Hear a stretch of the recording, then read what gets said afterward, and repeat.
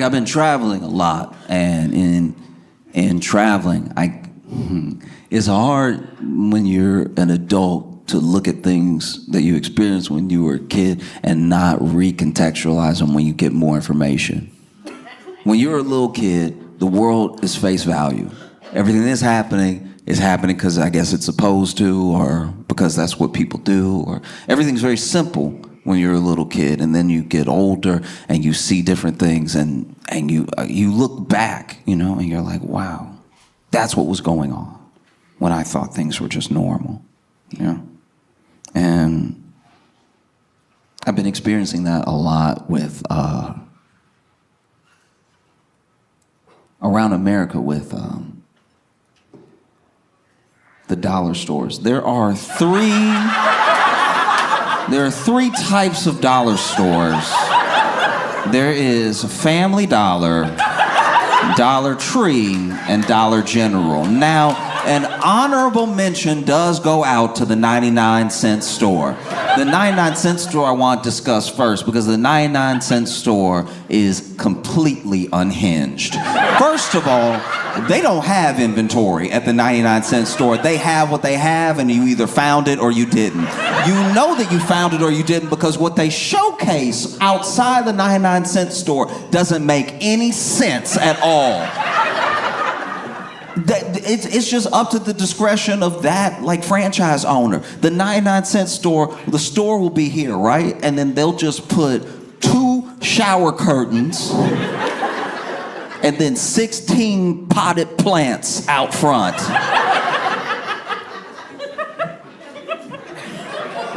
What is this place? Then you walk in and it's like, it's like if somebody truly made a business out of garage. Because when you walk in, nothing has a designated spot or anything. There are things hanging on hooks I didn't even remember had hooks. I forgot that each broom I've owned had a little hook to it. But then when you walk into the 99-cent store, almost like a beaded curtain, you walk through brooms hitting you in your face. The 99-cent store that I went to was so big. It was way too big. It was a warehouse of trash. It was like a hoarder died and then they tried to sell everything. Because the 99-cent store I went to had a stick man. It had a man who would get to the tallest stuff at the top. And this was the worst stick man in stick man history. Admittedly, some of y'all don't know what I'm talking about, and this is a black thing. This is mainly where we shop. There is a stick man. But the stick man was not good at all, because you're used to a stick man getting up there and unhooking something with precision, bringing it down. He might even drop the stick a little bit, catching his hand, hand it to you, right? This stick man was over here. I can't tell if he was nearsighted or farsighted, but he could not see what he was sticking. This man was over here battling. You'd be like, can I get the one up there? He's like, yeah, I got you right now. I got you right now, young blood.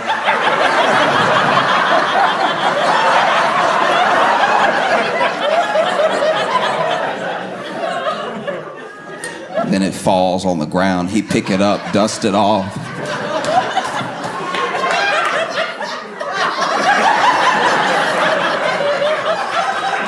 No, our stick man was trash, and he had. Okay, look.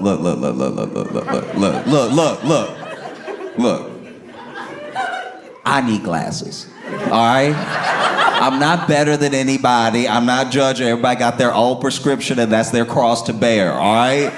But he had the most specific eyes I have ever seen in my entire life. This man had one Coke bottle and one that was very thin. It seemed like he just needed a monocle, but he was like, nah, I don't trust myself to hold it on my cheek like that. Go ahead and give me glasses and just make one glass transparent glass. Because he clearly only had one bad eye. His eye, this eye had to be good. Because when you would look at him, one eye looked like he was doing this to you. right? Like one eye looked super big and the other eye looked regular. But then when you saw him, when he would turn, you could see both of his eyes were regular size eyes. So that was just the glass. And so he had one like coat, but thick, bulletproof glass on this side, and then one that was very, very thin, right? And he would knock stuff over and go pick it up and everything. And he worked at the 99-cent store since maybe before time. This man had been there a very long time. He might still be there now, I don't know. But everything that's there is not like quality. You know what I mean? It's literally 99 cents in today's economy. It is.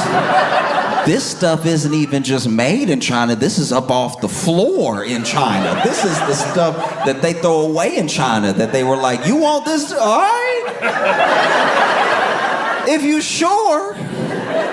This is how you can tell these are the worst products ever made in the history of humanity. They are so toxic that whatever you touch, whatever color it is, that's the color you are when you get done touching it. If you touch a green broom, you will pull back a Shrek hand, all right? I had a green broom and a blue dustpan because they were sold separately, you know? Goodness forbid you package them together and they're $1.19. You know what I mean? They were like, we can't have that. We'll have each for 99 cents. And then I bought the green broom and the blue dustpan, and one hand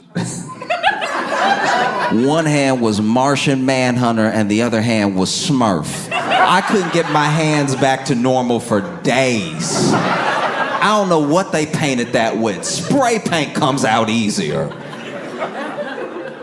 99-cent store is trash. And then you get to Dollar Tree. Dollar Tree made the guarantee a long time ago that everything would be $1, and they were the first to break that promise. You want a lesson in life not being fair? You go as a child to the Dollar Tree and buy one of their very illegal individually packaged Capri Suns. Capri Sun they don't sell them like this. You're not supposed to do this. That's how I knew I was broke sometimes. Like you a kid going into the Dollar Tree for a Lucy Capri Sun.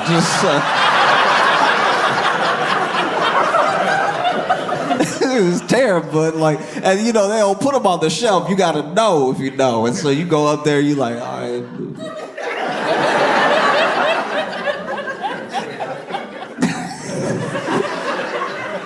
Feel like I'm buying weed or something. I'm over here, come on, sip, come on. You miming it, you.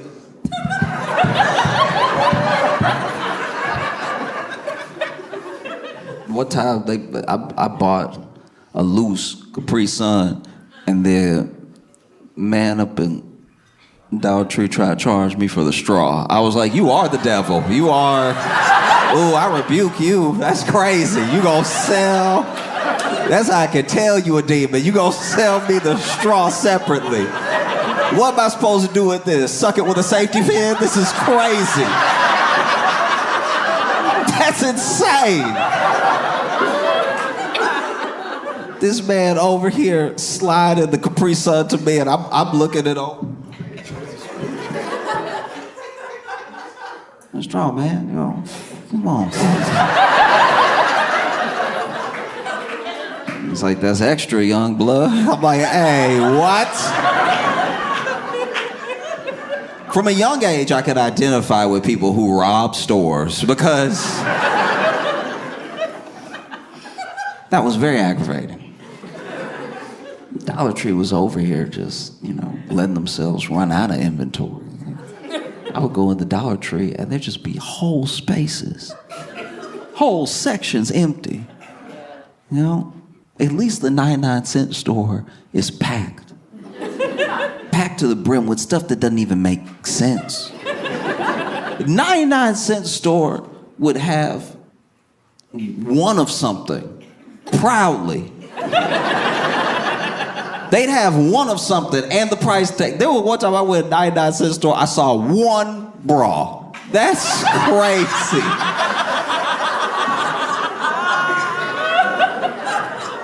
I'm like, that's lost and found, if anything. Y'all don't have a single other bra in here. And you gotta hang the bra next to the snacks. You know you shouldn't be selling this bra. Because Dollar Tree would let themselves run out of like everything, and then you walk in, it's just bare shelves and stuff. At least the 99-cent store would try to make sense of things.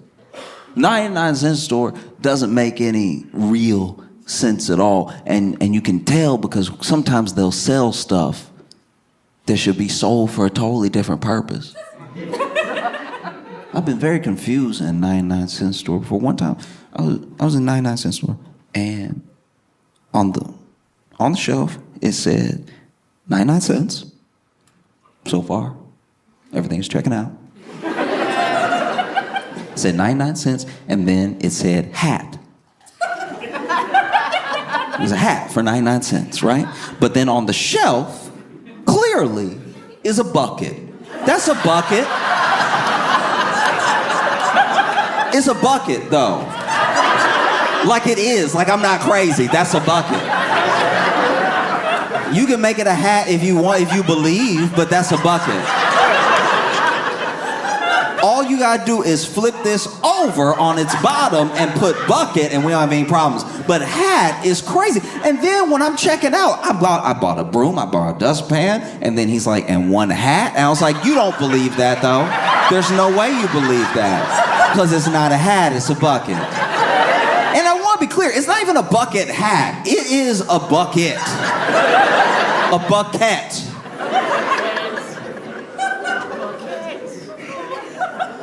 So then you have Dollar Tree. Then you have Family Dollar. Family Dollar, I've talked about this before. Family Dollar really helped me pinpoint on the map of life where I was. There's a quote, I'm gonna get it wrong, but there's a quote by, I think it was Nikola Tesla, that said that man's grasp, the reach, it's man's grasp, what is it? Man's grasp exceeds his reach. Man's grasp exceeds his reach. And I think, it's man's grasp. Reach exceeds his grasp. Man's reach exceeds his grasp. I was like never gonna correct you because I didn't know either, but like, as soon as you said something, it did sound. Yeah.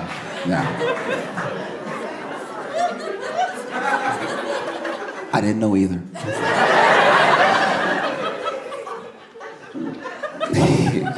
So man's reach exceeds his grasp, and I think that Family Dollar's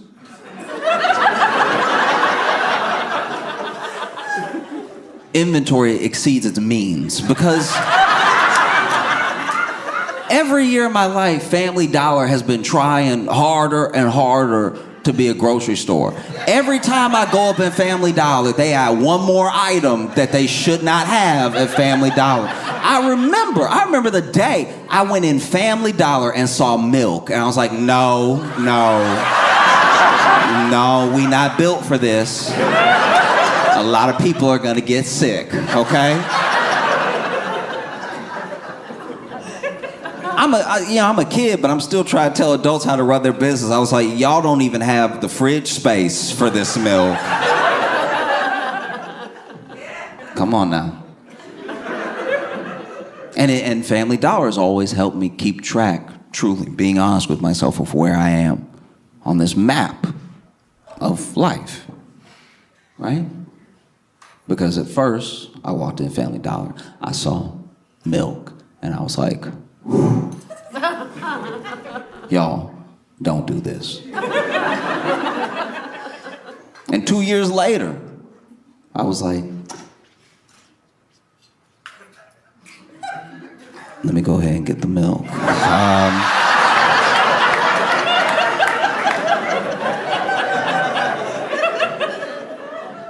3%, you say? I've never heard of 3% before. That is interesting. I've never had 3% in my life. Maybe I'll get stronger bones, who knows? So you got Dollar Tree, you got Family Dollar, and then you have Dollar General. Dollar General is the stuff of nightmares. Dollar General is straight out of a horror movie. And I don't say that because of the experiences I've had at Dollar General. I say that because of where they put Dollar Generals. Dollar General will be the last thing you see before you die, and not in a curse sort of way, not in like the Ring sort of way. Dollar General will be put in the middle of a field. Whether you are in the South or the Midwest, the only places Dollar General truly exists and thrives is the middle of nowhere in the South, the middle of nowhere in the Midwest, and the Sahara. I don't know. By the time you see a Dollar General, you're like, is this a mirage? Because I've seen nothing but fields for 30 minutes and then one Dollar General. With a man working there from the 1800s, who knows? Those Dollar General, people that work at Dollar General get bold with you when they're out. When you out in like their area, you at this Dollar General in like Ball, Louisiana. You walk in, it's like, not from around here, huh? It's like, you even talking like the movie. Who says that to a customer? Not even where you from. Not from around here, are you? Oh. And you can tell a Dollar General is terrifying. Because out of a Dollar Tree and a Family Dollar, I'm just talking about my experiences growing up, you know. Out of a Dollar Tree and a Family Dollar, a Dollar General is the least likely to be robbed, all right? I've seen Dollar Generals, you know, be on the news, not for being robbed, for the attempt. Do you know the horror that has to go down for the attempt of a robbery to make the actual news? Nothing got stolen, but everything that happened was still so bad that it made the news. There was a dude who was on the news. I'm pretty sure it was Dollar General, and this dude made the news because they ran up in the Dollar General trying to rob it, which also not a great plan. Dollar General doesn't exactly have a lot of sales going on. And so for all the sales they do have going on, let's just say no Dollar General I've heard of needs a safe, all right? And so to run up at a Dollar General to rob it, you already expecting to run out with like $26, okay?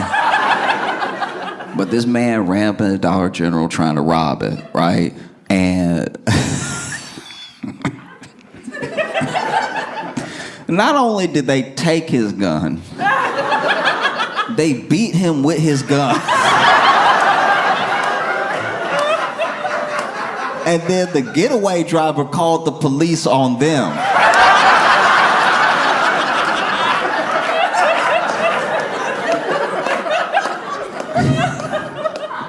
I'm just curious how that went. Because when you run up in a place to rob it, you at least have what one would hope is the element of surprise. You would hope a place doesn't get robbed so often that they are ready like Neo from the Matrix to snatch the gun out of your hand as soon as you walk in. I'm sure people going in to rob a place have like a rob and walk or like a gun-toting bravado maybe. But imagine being robbed so often that you're like, no, when they come back. Because this is the thing that blows my mind, is that we're in the South, and this dude ran up in a Dollar General to rob it, and they didn't shoot him. The South loves guns. We love guns. And we, like a fever dream, wish we could shoot someone. And then here is someone running in with a gun to do evil. Someone that the law would say, shoot. And the employees at the Dollar General were like, actually, I really prefer hands.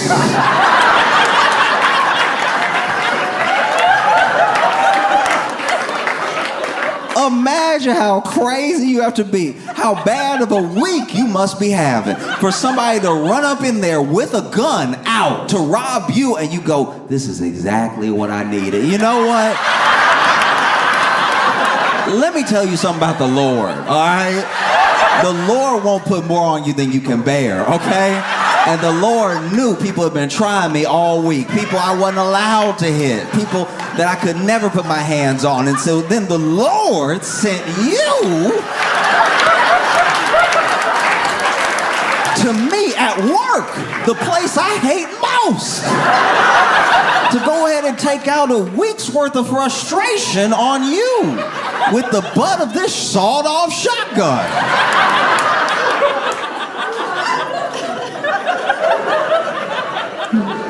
Imagine you run into a Dollar General to rob it, gun already out. Hey, everybody freeze, whatever he said. And then the employees turn and he's like, open the register. And they're just smiling. You don't know what happens next. Maybe a blackout. Maybe you watch them take the gun out of your hands because you weren't expecting that. And then you see the butt of the gun coming back real slow.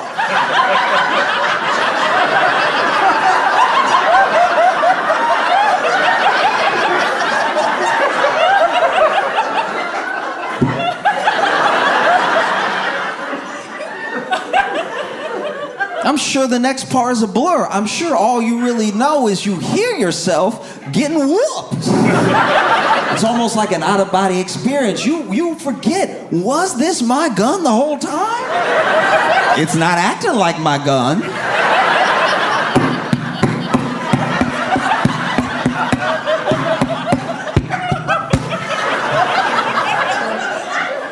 You wake up. The police are standing over you, and you haven't been arrested.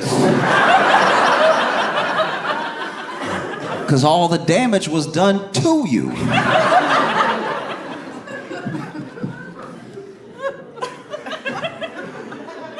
Oh, Dollar General, it's insane.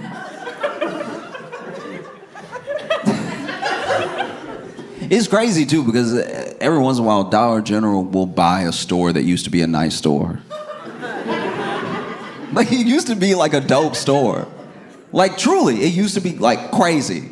Like, I remember there was a place I went with my grandma, and I don't even remember the name. That's how like little I was, where it was just a memory of being with her holding my hand, and us walking into this place. And you know how when your little things are bigger? So I'm sure if I went there now, it would look like the size of a regular department store. But she took me to this place, and it was huge. In my head, it was so big, right? And she bought some socks, she bought some other stuff and everything, and then we left.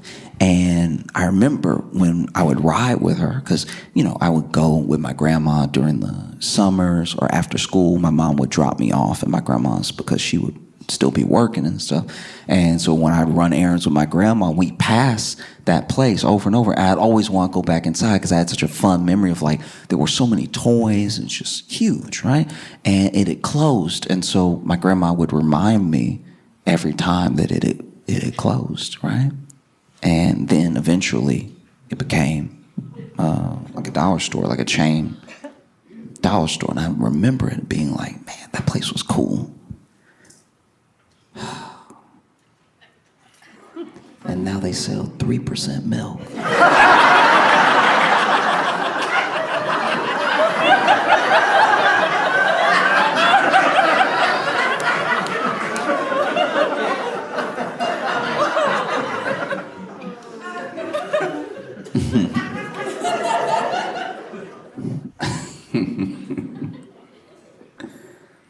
Okay.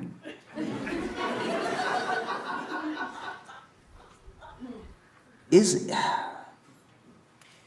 trying to figure out how to put this.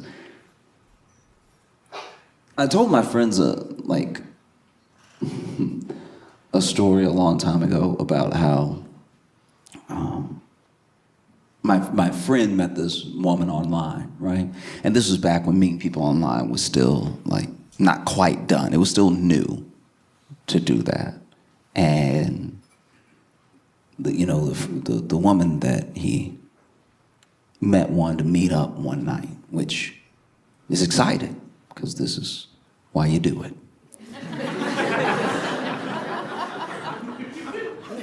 And she said she wanted to meet up, and he was like, where do you want to meet? And she was like, oh, behind the library.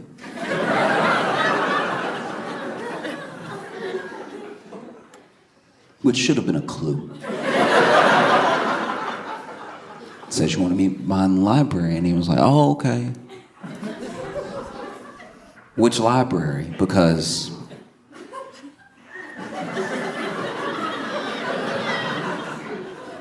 so she told him which branch. And then they met up, and it just took him too long to realize he was being robbed. Do you know what I mean? It's just even when he showed up and it was two dudes, he was like, but where's Sarah? It's like,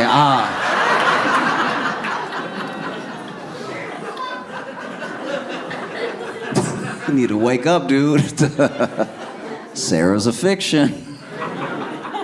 And that's the way that I feel about Trump federalizing D.C. You know what I mean? Because I don't know. I don't know how other people feel about it, but I was watching it this morning and watching them talk about it, and it was an interesting speech because you would have thought he would have stayed on crime the whole time, but he definitely diverted a few times. There was one point where I really don't I'm not even joking right now. I genuinely don't understand what he was trying to say, because there was one point where he was talking about how trans people fight or something, and it just started to feel like the kind of conversation you have with someone who is 2,000 years old. It just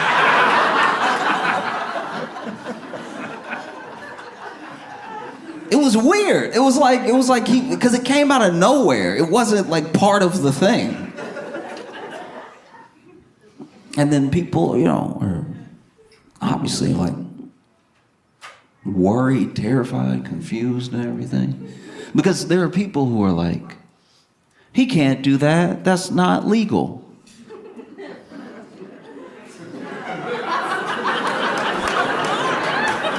And whenever I hear that, I'm like, what are you, a Democrat? This is the goofiest. That's illegal. It's all right. That's what my buddy said when he was getting robbed, too. He was like, this is illegal. Stop. Out of your mind. Hey, that's illegal. You're not wrong. But what are you gonna do about it? You know what I mean? That's the thing. That's a question that Democrats' constituents ask. That's a question that Trump is asking. That's a question that's on everybody's mind right now. If you oppose what he's doing, what are you gonna do about it? And I don't know. I'm not gonna act like I know what to do at all, because I genuinely don't. I mean, I know that people protested today off of the announcement, off the fact that, like, just imagine you live in DC and Trump says he's gonna, like, deploy the National Guard. And you just, like, not only is crime at this, like, 25, 30-year low, but, like, you just got to the point where you were probably starting to feel kind of safe off the street, and now it's gonna be the National Guard looking at you every day, confused why they're there too. You know? People forget that the armed forces, like, obviously, you know, soldiers are supposed to follow orders and everything like that, but the armed forces are filled with people of differing backgrounds and opinions and everything. So it's not as if everybody that ever gets deployed is excited to be deployed. And it's not as if they're always well taken care of when they are deployed. You know, these people, they signed up to do a service for their country. I'm curious how they feel about being deployed against the people that they're supposed to protect instead of against, like, some foreign invader or something. You know, I'm not gonna act like I know. I've never served or anything, but I've talked to people in the service, and they come from all different types of backgrounds. They vote in all different types of ways, and I'm sure that if you're walking down the streets of DC feeling disheartened, feeling like you're being occupied, there's probably somebody standing there as you walk into work that's like,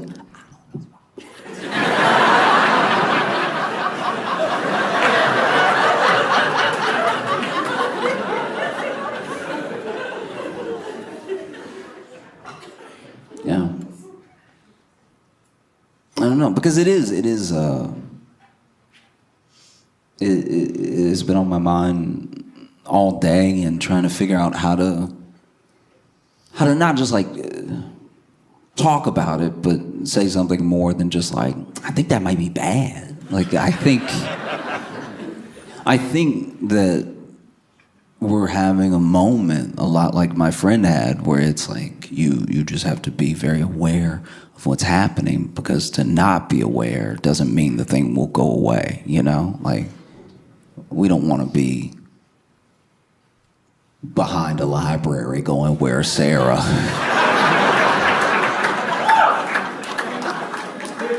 for our entire democracies.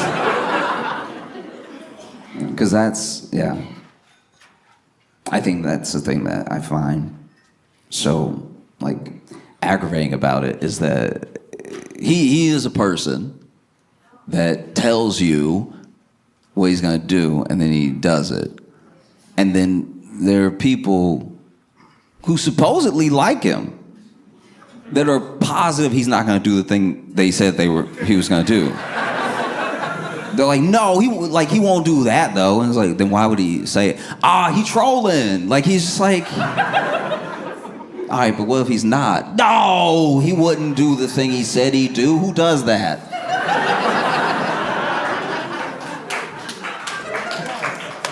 You know? Because I'm not gonna act like I know what to do. And I think it's more important for everyone should know who, on every level, their representatives are, and what they do for you, and what they're doing for you right now. And it's easier to hold those people to account when you know who they are. You know what I mean? Like your state senator, or everything down to, like, you know, alderman. Everything. Because it's the fact that these people go unnoticed, the fact that we expect whoever, business people, celebrities, whatever it is, to pick up the slack of the people that were elected to do those jobs, all right? Like, we're in a position now as a country that's very scary, because we look to companies to do some of the work that local government should be able to do. And now we've stripped resources from local government to the point where you do need who knows, Amazon to come in and bring in jobs, because how are we going to get jobs now? Or you need on a state level companies that you give everything to, and they give you very little for the resource that you're missing, you know? And so now we're at a point where some of our infrastructure is completely buckled without us really realizing it. You know, there's been such an influx of money into the economy because of AI and because of the gamble and the race to be number one in AI that all these companies are making. There's been such a rush to build and fill these data centers that money is flowing in a way that, you know, the effect of the tariffs isn't fully being felt. The economy and the like 5 top businesses in the S&P 500 are now carrying most of the weight of the S&P 500. Like we're at a point that's close to tipping, and it's very important for the people to be held accountable. They're actually accountable. You know, it gets very easy to divert and get mad at this person or notice that this person said something. Whatever it is, it's the actual people who vote on these things, who have the power to say yes or no to large companies, knowing that you know where they are and what they do, that holds them to account. As long as you are distracted or you're blaming whatever, the person to blame when it's too late, then things are going to stay the same. You know, representatives, to me, work a lot like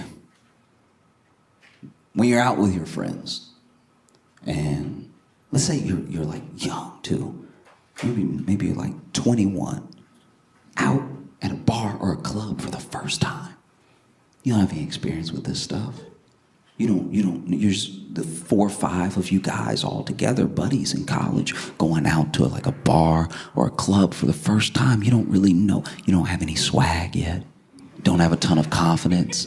All you know is you see 4 or 5 beautiful ladies across the room, and so you think to yourselves, oh, well, what should we do? One of us should say hello.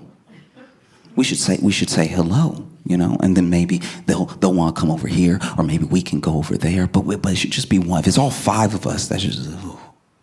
You have enough wherewithal to know that all 5 of you approaching at the same time maybe isn't the move. 5 horny men approaching all together. Ooh, doesn't come off well. You know what I mean? If all 5 of you are... it's not going to go fantastic. You know that. So you decide, I'm going to we'll send a representative. One of us, the best of us, to make us look good. We'll send them over there. He'll charm everybody, and then we'll walk over and reap the benefits of his hard work. Or maybe he'll be so charming that he'll invite them over to our table, and then we can order drinks for us and them. But we'll know that we sent him, he did a good job, and then he'll come back to us. And so your friends, they start campaigning. They start campaigning with promises, you know?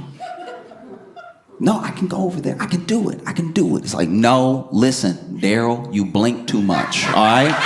You blink way too much, all right? You gonna run up in there, they gonna think it's a bomb under them or something. You blinking too much. You blinking now. Stop blinking so much. We can't send you over there. You look nervous right now.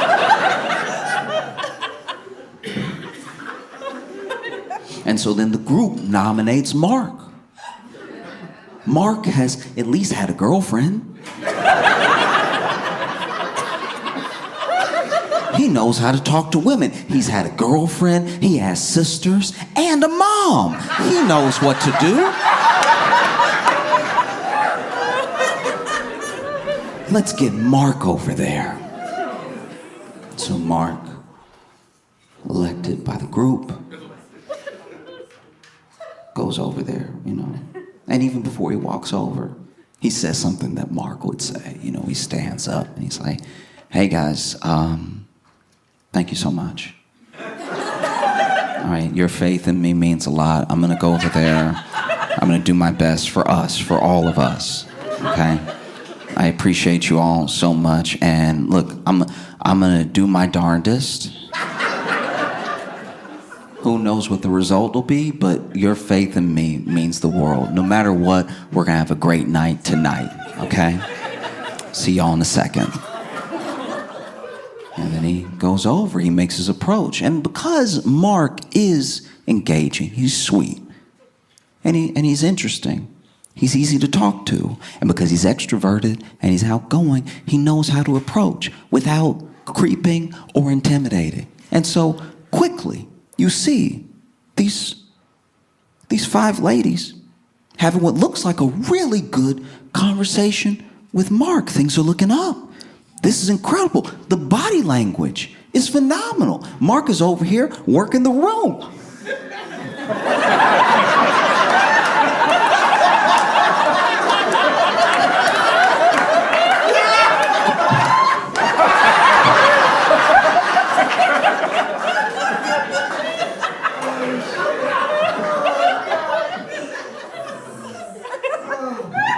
And then Mark makes that motion and he points at y'all. Y'all weren't ready. You didn't know. Everyone was about to look over here. And so Mark points over at you and you're like,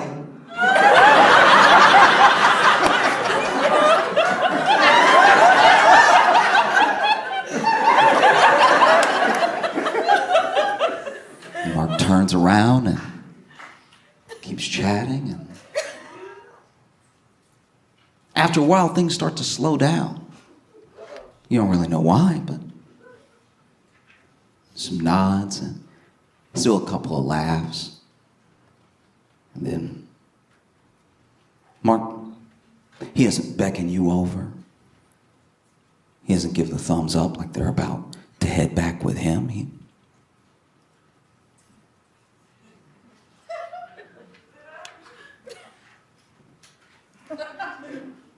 And he comes back, he sits down, and your dumbest friend is like, how'd it go?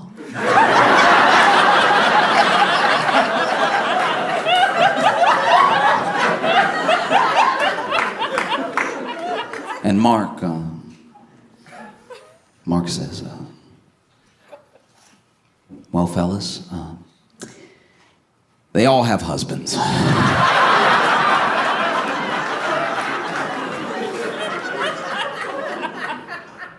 But Mark did his best. And that's not actually his fault. He tried, right? You can send a representative. They can promise to do something, and maybe the thing is bigger than the promise that they made. That is possible. That they tried as hard as somebody could try, and they didn't deliver because the circumstances weren't there. But let's talk about a different scenario, a more common scenario. Maybe Mark was sick. He wasn't even there.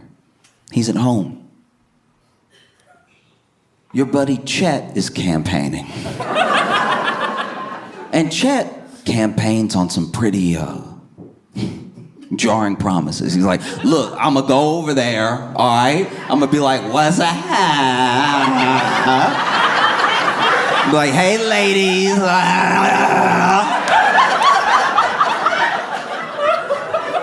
That'll get their attention real quick, because I'm gonna pop up right in. I'm not even gonna just like stroll up. I'm gonna walk up, and then I'm gonna clear those last 2 steps real fast, really get in their face. Bow, right? Like that. What's up, lady?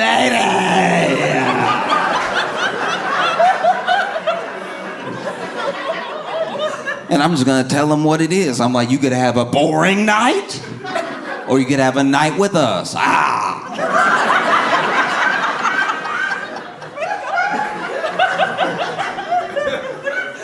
And look, Chet is the loudest.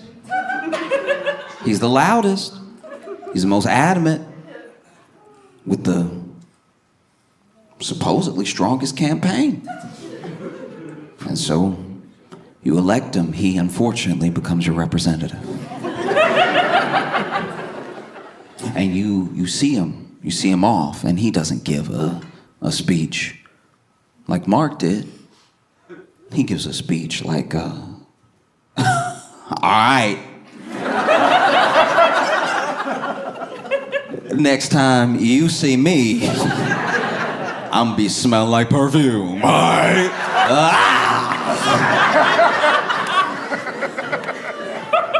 And then he walks over, and you see him walk over, and his approach is startling. Because he can't just walk over. He's doing like he's doing a walk that's like kind of Denzel, but if Denzel was severely hurt. You know, Denzel has that swag to his walk. Chet is over here.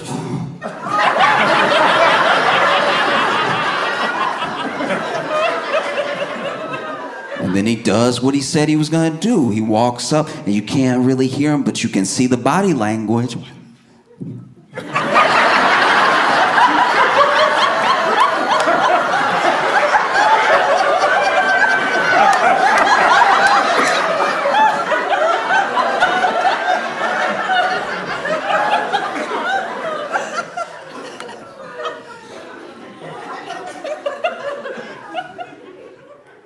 You don't hear him give his little speech, but you can tell when he gives it because everybody slapped him.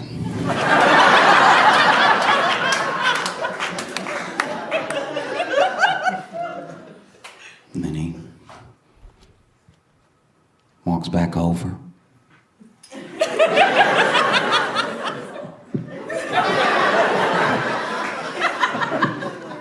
He sits down. And your dumbest friend goes, how'd it go? And he's like, man, let's get out of here. Everybody's stuck up in here. Oh. And it does feel like that's where we are. Yeah, I mean, we're in a pretty bad situation. There's way more Chets than there are Marks. You know, because I used to look around, especially when I first started touring, even when I was in some of the worst, you know, motels, hotels, like some of the worst, like. But I did the first time I ever got a chance to travel this country at all and meet new people who were from new places that I had never been to before. Not only did I have a good time because I was having these new experiences, but I really felt like I was seeing something really, really beautiful. Everybody wasn't happy and everybody didn't get along. I'm not like pining for a time that didn't exist. I'm just saying that like really getting out for the first time in my life all those years ago felt a lot like walking through that department store with my grandma. It was really special. I look back on it fondly, and I am genuinely afraid that we've gone from that to a dollar store